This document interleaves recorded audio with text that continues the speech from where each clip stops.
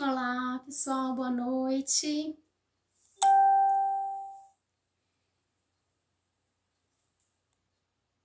Boa noite, pessoal, sejam bem-vindos à nossa live de hoje. Desculpa o atraso, hoje eu me atrasei um pouco, mas vamos lá. Gente, se alguém puder me dar um ok só de áudio e vídeo, para eu poder continuar, que eu não tô conseguindo achar aqui a minha postagem no Face, peraí.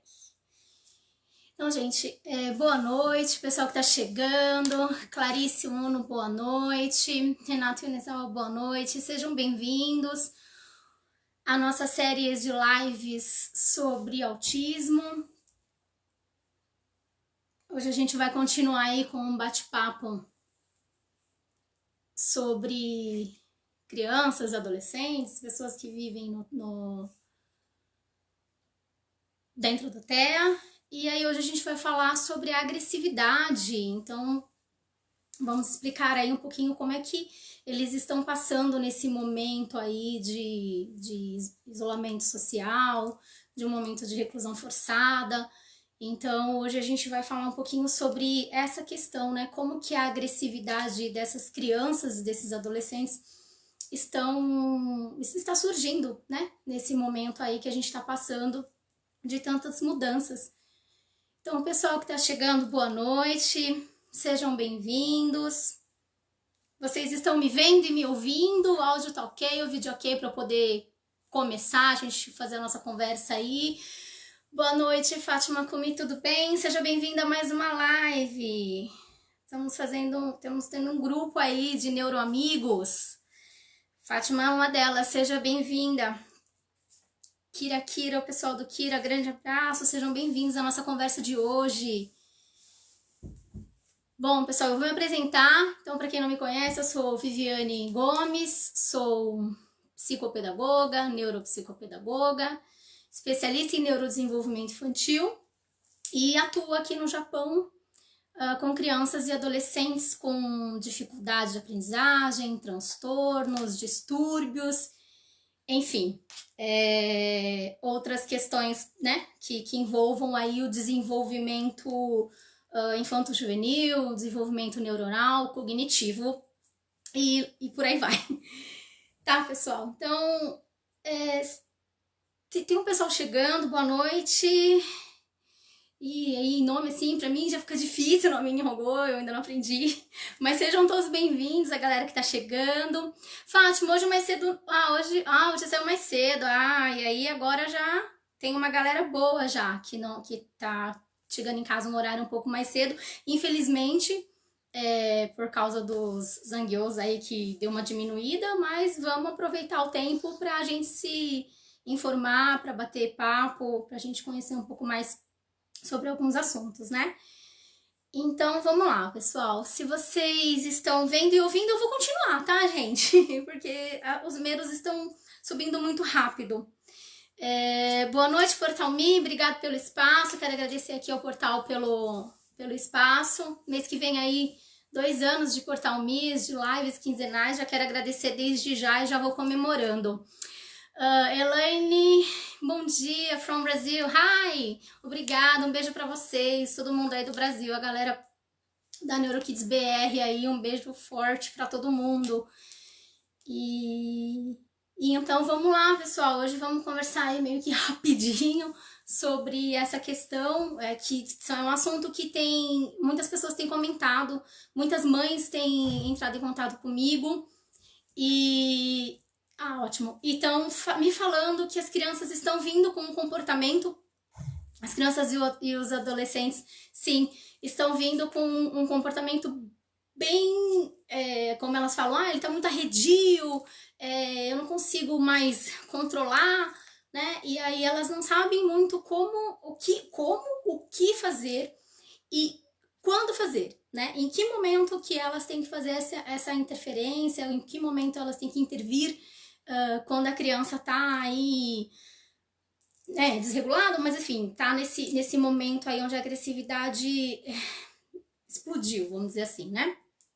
E aí, o que é importante, eu sempre converso com as mães e falo sempre que o que é importante é a gente perceber o momento que essa criança ou que esse adolescente vai chegar nessa crise, tá? Claro que se é uma crise que ela surge e você não conseguiu acompanhar o que veio antes e de repente o adolescente explode ou a criança explode nesse sentido da agressividade e aí sai jogando tudo no chão, ou então bate a cabeça na parede, bate a cabeça no chão, pega objetos, né, pontiagudos e começa a se machucar, né, tem criança que, tipo, pega caneta, pega,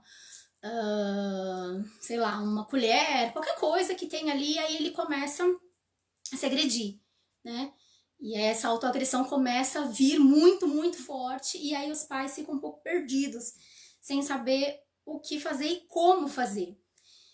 E assim, não que seja natural, mas nesse momento que a gente se encontra agora, nessa questão da gente estar isolado, nessa questão de as crianças terem mudado totalmente a sua rotina, né? A gente conversou um pouco sobre isso na live, onde a gente fala sobre autismo e o Covid-19, se eles estavam ou não no grupo de risco, né? A gente conversou um pouco sobre esse tema, e aí lá também numa anterior nós tínhamos falado sobre rotina e as mudanças da rotina, então tudo isso, né, essas lives estão todas salvas no Portal Mia, então quem tiver interesse de saber, desde janeiro eu venho conversando aqui com a comunidade brasileira sobre o autismo e todas as suas questões, ou estamos tentando, né, falar sobre todas as suas questões. E então, quem tiver interesse é só buscar aí no arquivo do Portal Me que vocês vão encontrar. Mas de qualquer forma, hoje a gente vai dar continuidade sobre tudo isso que a gente vem falando. E como eu falei, é um tema que realmente surgiu e assim, as mães têm procurado muito, têm perguntado muito, e é sempre a mesma questão, né? Não sei como fazer e o que fazer. Então, assim, a gente sabe que a agressividade, ela vem e atrás dela vem um monte de outras questões, tá? Então, assim, pode ser uma questão de sono, a criança com essa mudança de rotina está extremamente com a rotina alterada, então ela não tem horário para dormir, não tem horário para acordar, não tem horário para realizar as atividades, então, assim, é tudo muito novo para eles e eles não conseguem entender o que está acontecendo, né? E aí eles se veem inseridos nessa rotina dessa forma. Então, assim, eles estão longe da escola, né? Que é um local onde eles se sentem, né, confortáveis, eles se sentem dentro de um espaço acolhedor, que é a escola. Eles não estão, alguns, né, realizando o processo terapêutico, então se afastaram da terapia, não estão frequentando terapia, não estão frequentando escola. E aqui no Japão, né, a gente sabe que tem alguns espaços que já estão fechados, né, então devido aí o AB ter anunciado aí essas questões pra gente procurar ficar em casa, tem muitos lugares que já não estão autorizando, né, o Josco já diminuiu aí o horário de atendimento, alguns parques já estão fechados, né, então, tipo, não tem muito pra onde ir com as crianças. Deixa eu ver só aqui, tá, gente? Tá subindo os comentários. O que eu não consegui ler aqui, eu respondo no inbox depois, tá bom? O pessoal que sempre me procura depois que termina a live e a gente fica conversando quando acaba, fiquem à vontade, tá? Boa noite, Júnior. Júnior, o pessoal lá de mim, um abraço pra todo mundo daí. E então a gente não tem pra onde levar as crianças. E aí, o que fazer com essas crianças dentro de casa? Existem sim algumas atividades que a gente pode estar programando e oferecendo para essas crianças para que elas não se sintam tão ociosas, né? Não tenho o que fazer, então eu vou arrumar o que fazer. E aí eles arrumam. Só que geralmente o que eles arrumam para fazer não é o adequado, né? E aí os pais brigam, essa criança entra num processo de frustração porque ela não entende, porque ela não pode fazer tal coisa. ou porque ela não pode, por exemplo, ficar no Keitai, no celular o dia inteiro, ou porque que ela não pode ficar no game o dia inteiro, e aí ela não sabe lidar com esses sentimentos de frustração, ela não consegue entender o que está acontecendo, e aquilo vai acumulando. E quando isso se acumula, se transforma numa raiva, e aí eles externalizam isso através da agressividade. Então, ou eles são agressivos com eles mesmos, ou eles saem aí batendo nos irmãos, jogando as coisas no chão, batendo nos pais, e aí fica uma situação bem difícil da família toda conseguir conviver e trabalhar, né, com essas questões todas que eles apresentam. Então, assim, tem que ficar muito claro para todos nós, né, para os pais, para a família, para quem trabalha com criança e tá dentro do autismo, que eles precisam muito dessa questão da rotina e da previsibilidade. Eles precisam saber o que vai acontecer num momento, sei lá, daqui a meia hora, daqui a 40 minutos, tá? Hoje em dia, a gente sabe que vai ser um pouco mais fácil as famílias trabalharem dessa forma, porque muitas mães já estão em casa. Eu não sei como é que tá, eu já perguntei na outra live, eu vou perguntar nessa também, como é que tá essa questão da convivência das crianças na cidade que vocês estão, né, na província que vocês moram, tá?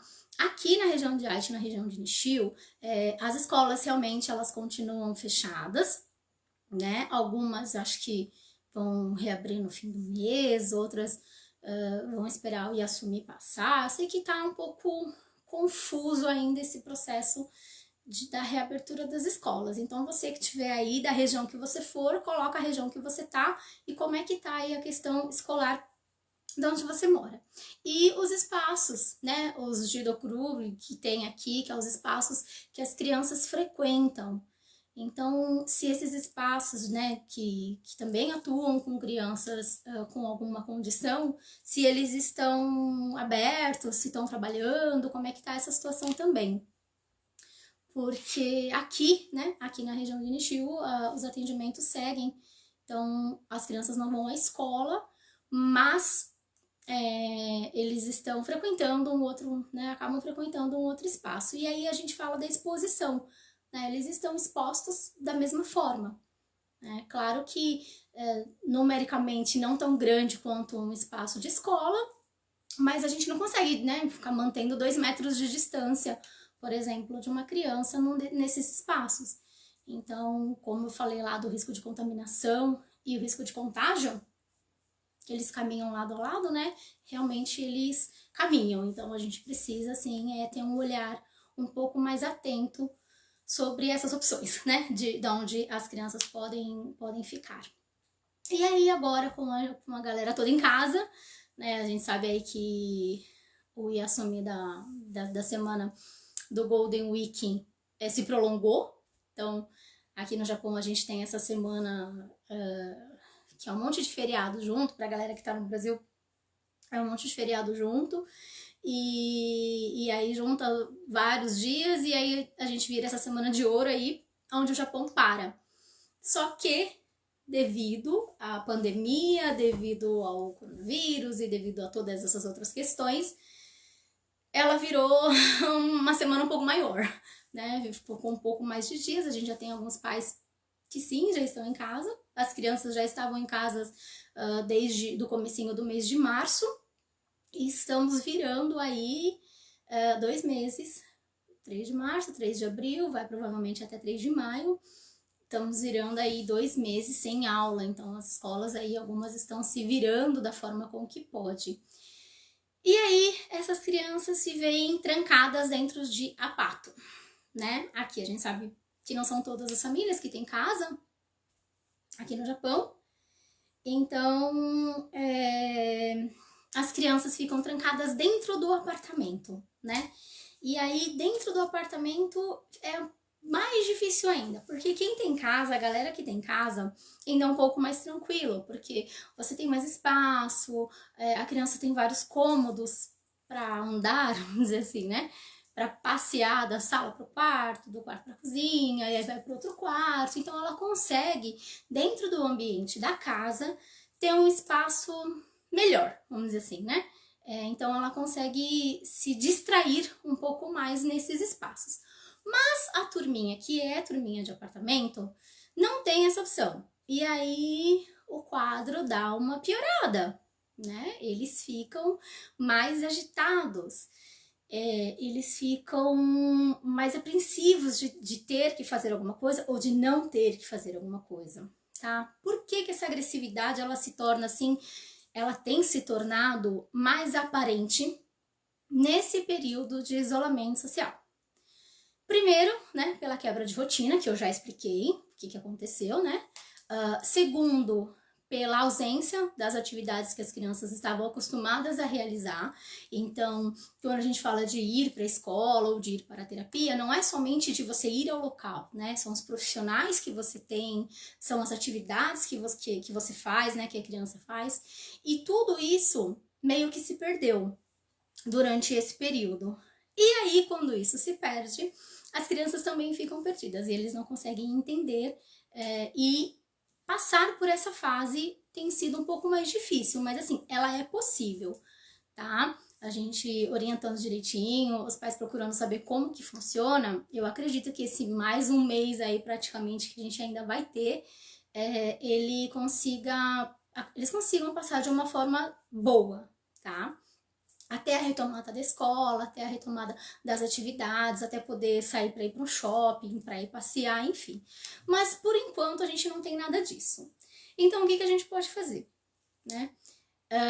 Tentar se organizar em ponto rotina, tentar trazer atividades lúdicas, atividades sensoriais, tá? Quando as crianças estão assim num pico da agressividade, quando eles estão assim extremamente nervosos e aí a gente não sabe muito como agir, é bom a gente sempre tentar distraí-los, trazê-los para uma atividade ou para algo que faça com que ele, óbvio, se acalme, algo que ele se interessa, tá? Então assim, o uso de massinha, aquelas massinhas de modelar que a gente compra no Ranquem, aquela mesmo, tenha um arsenal daquilo.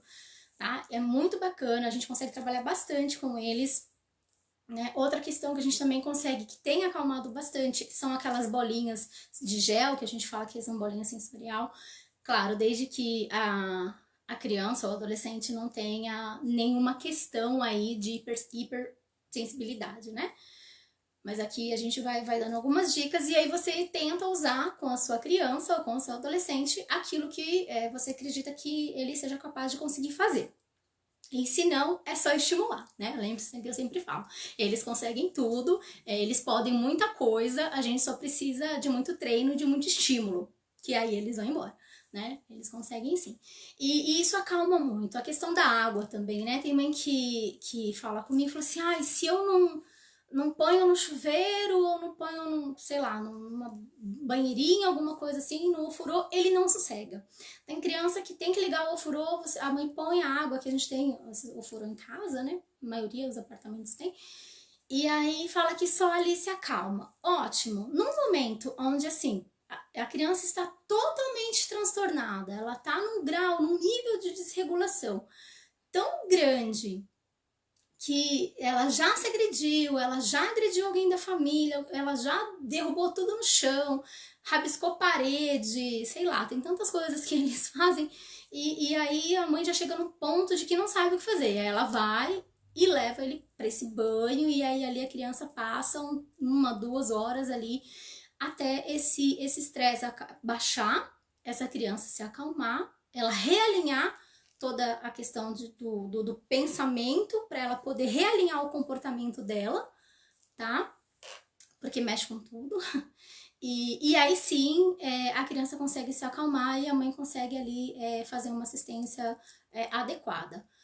Mas a gente pode sim evitar que todo esse estresse desse isolamento social, todo esse estresse dessa mudança, todo esse estresse de tem que se higienizar, tem que usar máscara, tem que passar álcool, tem que, né, que realmente tem que, a gente consegue tentar deixar isso de uma maneira mais branda possível, tá? Então, se eu consigo trazer atividades para essa criança, fazer com que ela passe um dia proveitoso, né? Que ela passe um dia rentável, que ela produza bastante coisas durante esse dia, a probabilidade dela entrar numa crise de agressividade ou dela se desregular, ela é muito menor, tá? Isso se for uma questão externa, tá? Se for um desregulamento que aqui a causa é externa, tá? Se for uma crise interna, aí não adianta a gente, né, elaborar rotina, dar as atividades, trazer massinha, trazer as bolinhas, fazer pintura, né, ou fazer uma atividade onde ela gaste essa energia, então pular, né, aqueles pula-pula que aqui também vende de monte, aqueles jump, tudo quanto é lugar a gente tem aqui, então é uma opção, né? A galera do apartamento, eu não sei muito como vocês fazem, mas assim, é uma opção saudável para as crianças gastarem essa energia que fica acumulada e tem ficado acumulada mais ainda agora nesse período, né? Nesses dias aí, e assim, a gente tem que estar ciente de que ainda temos algumas semanas pela frente, né? Então, assim, a gente ainda vai ter alguns dias onde realmente a gente precisa, como as mães falam, dá um jeito pra mim, você precisa dar um jeito, né? E, assim, todos precisamos, né? Então, os pais precisam saber o que é, como é, para conseguir levar esse tipo de conceito, de atividade para dentro de casa, para quando chega num momento como esse, as crianças não sofrerem tanto, né? Porque realmente é muito sofrido para eles. Então, para eles chegarem num momento onde essa frustração tá tão grande, esse não ter o que fazer, ou todas essas proibições que vêm, né? E todas as regras que chegam para ele, não pula no apartamento por causa do andar de baixo, não bate a bola na parede por causa do vizinho do lado, não grita, não sei o que.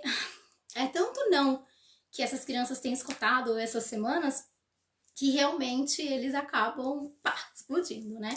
Então a gente precisa repensar, então o que eu posso fazer antes e durante para que ele não chegue no pós, que é a crise em si, tá? Então, assim, as atividades que a gente costuma utilizar com as crianças é nesse sentido. Então, o que for de sensorial, se a sua criança não tiver nenhuma questão ao toque, a coisa gelada ou a coisa quente, né? E aí você vai trabalhando essa questão sensório-motor com ela. Então você pega as atividades e aplica, e aí dali a um pouco você dá um tempo, e aí você programa uma rotina de uma atividade de colagem, de picote, para ele rasgar com a mão, para rasgar com a tesoura, para ele colar, para mexer na cola, para ele descolar, né? Ele vai grudar e vai tirar e tá tudo bem. Aí você tá trabalhando N conceitos da motricidade com a sua criança. Então, assim, a partir do momento que eu ocupo parte do dia dessa criança, desse adolescente, com hábitos saudáveis e com atividades que eles consigam lembrar alguma questão da escola ou lembrar alguma questão do processo da terapia, é muito bacana, porque eles fazem esse link e aí essa ansiedade diminui. E quando eles diminuem a ansiedade, a raiva vai embora, né?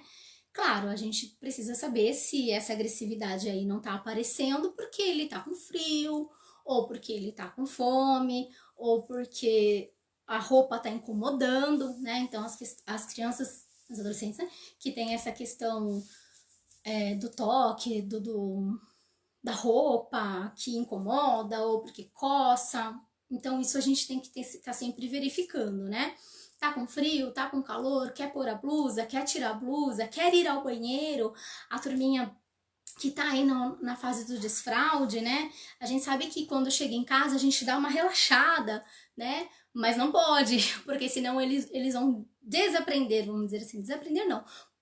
Eles vão não fixar esse conteúdo, esse aprendizado por um longo tempo, porque aí a gente vai ter que começar a fazer um outro trabalho para tirar a fralda, enfim. Então é bom que se mantenham todos os ganhos que as crianças tiveram durante esse período, tanto o período escolar, tanto durante o processo terapêutico, porque senão eles vão se perder muito, né? Então, em vez da gente só agregar conhecimento e estimular outras questões, tem que sempre ficar voltando para resgatar aquilo que eles já aprenderam ou que eles já faziam, tá? Então, a gente tem que tomar um pouquinho de cuidado para isso, né?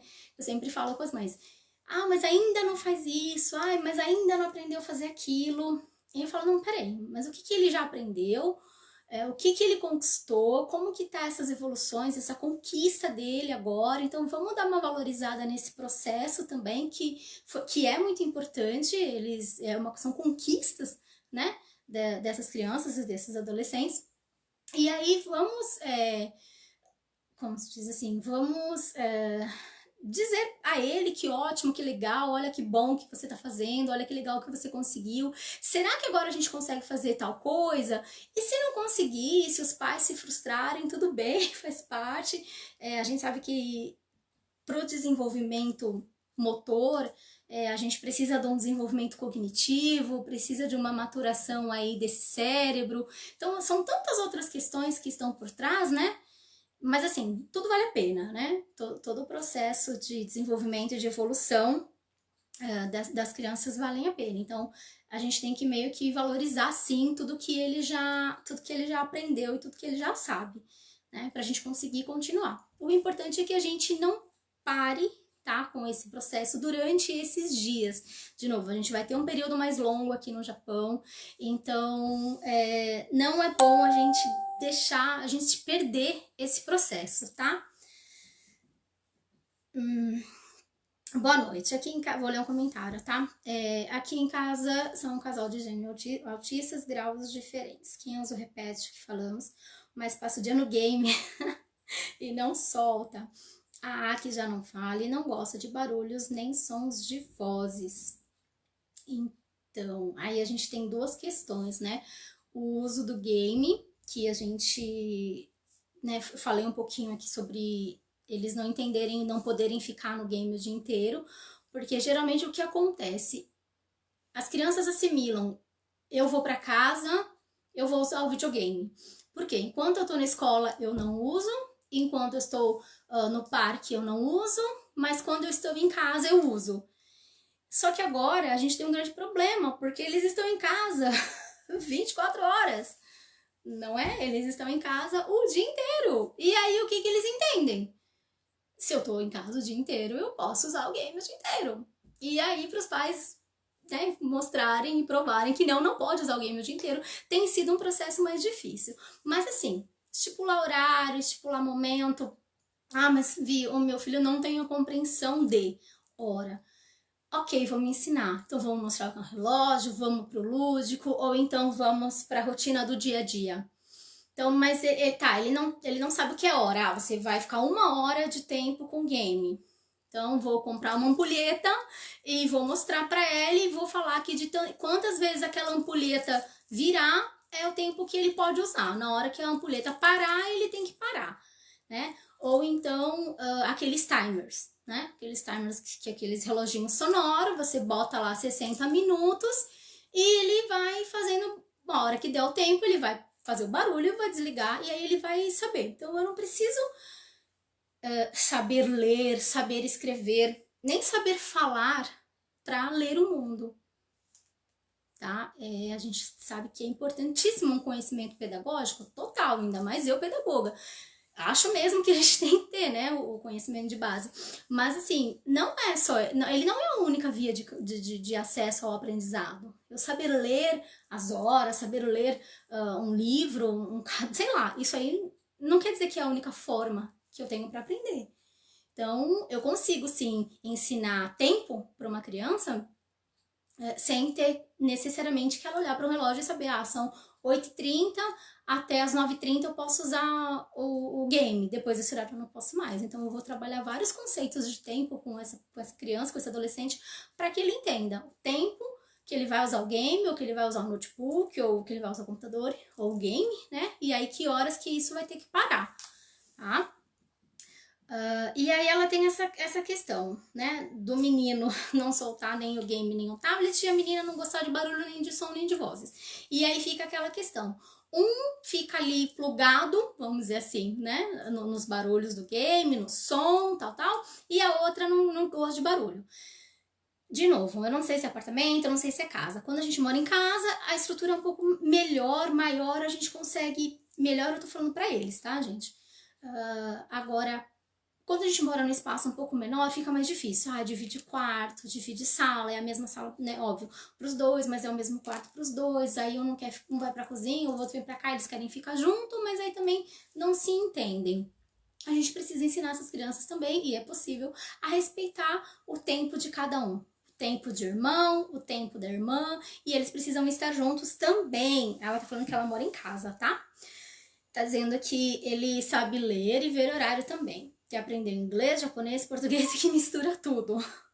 E estão com 9 anos os dois, né? Usam fraldas à noite para dormir. Aqui tem o jump para eles. O gakudô para eles é um passeio. Se você tem um espaço um pouco maior, fica um pouco mais fácil, como eu falei. Você precisa organizar duas rotinas, tá?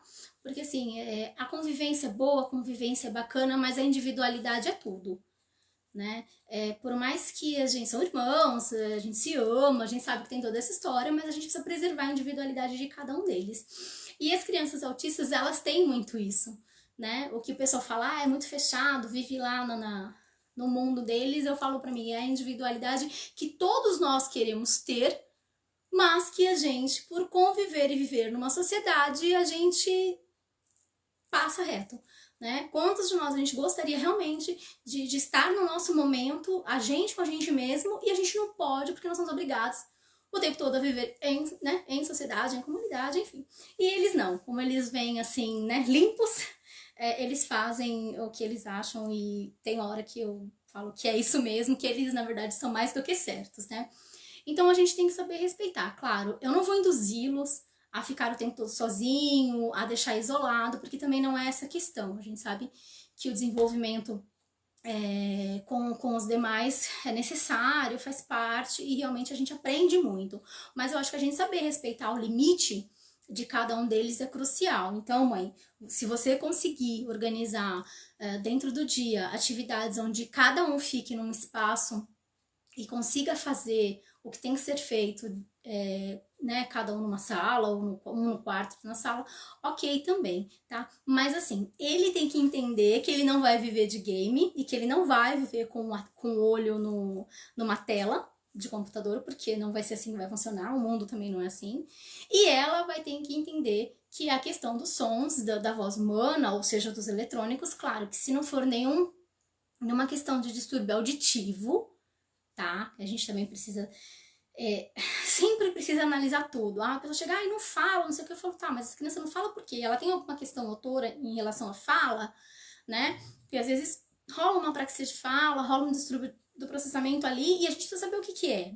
Porque o autismo, ele dá não uma mascarada, mas assim, ele entra tudo embaixo do guarda-chuva do autismo, e aí tudo a gente acha que é do autismo, né? E por vezes não é, tá? Então, por vezes tem uma comorbidade aí, tem alguma outra questão aí junto do TEA que dificulta a comunicação. Então, ou seja pela fala, ou seja pela audição. Então, tem que ver se essa questão dela não gostar dos sons, como que esse som tá chegando, qual o nível de decibéis que tá chegando no ouvido e aí passando para o cérebro dessa criança. Então tudo isso precisa ser investigado também, tá? Então, se for só uma questão de habituar-se a um espaço onde o barulho é extremo, aí a gente consegue fazer um trabalho terapêutico, tá? A gente vai devagarzinho, devagarzinho, vai trabalhando com sons até chegar num ambiente normal onde ela suporta esses sons, tá? Caso não seja algo de demanda clínica, vamos dizer assim. Agora piorou a rinite, aqui também está com gripe. A gente tá entrando aí agora nesse período, já entrou, né, do Kafunshou, então aí os sakuras já vieram, já foram embora, já distribuíram seu pólen pelo Japão inteiro, e aí juntou aí com essa questão do coronavírus e pronto, tá uma confusão, né? E a gente vê as pessoas de máscara, a gente já não sabe se é do corona ou se a pessoa tá só com Kafunshou. E aí a criança espirra, e aí também a gente não sabe em que raio que tá acontecendo aí. Mas piora. E aí eu tenho rinite, e assim, só de falar já é horrível, é assim, a gente sente, nem estou exposta a nenhum tipo de fuligem, né? E aí a gente já, acho que só de falar a coisa já vem, assim, sabe? E com eles também é igual. E aí, assim, eles também irrita, né? Essa questão da rinite, essa questão da gripe, ela irrita muito. A gente tá aqui conversando e parece que o nosso cérebro tá coçando. É uma coisa de louco. E aí, assim, a gente que é adulto e sabe que não tá legal e já fica nervoso, porque fica nervoso mesmo, agora você imagina criança, né? Não verbal, a criança dentro do espectro, com trocentas mil questões aí pra trabalhar dentro de si e ainda ter que sofrer de gripe, de rinite.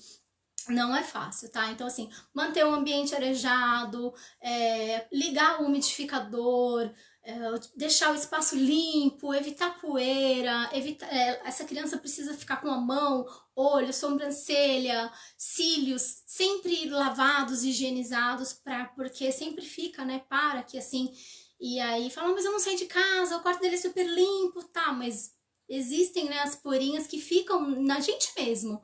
Então, sempre fazer essa higienização de rosto e de mão, porque a gente leva a mão ao rosto o tempo todo, né? Por isso que o vírus tem se disseminado tanto aí, né? Porque a gente não tem essa mania. E aí, a gente hoje tá aí nessa questão toda que tá todo mundo vendo o que tá acontecendo. Então, é isso, esse tipo de uma gripe ou uma rinite ou um desconforto, às vezes um desconforto gástrico, um desconforto, sei lá, tá com uma dor de barriga ou tá com uma queimação de estômago e aí eles não sabem dizer direitinho o que eles estão sentindo, eles partem para raiva, né? Então eles partem para agressão.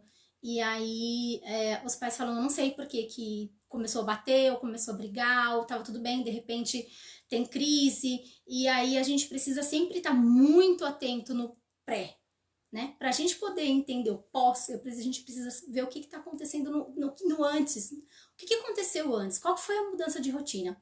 E assim, as crianças dentro do espectro, se ela não tá dormindo bem de noite, se ela tá irritadiça, se ela tá chorando demais, se você chega para fazer alguma intervenção, alguma atividade com ela não tá querendo, alguma coisa tem, tá?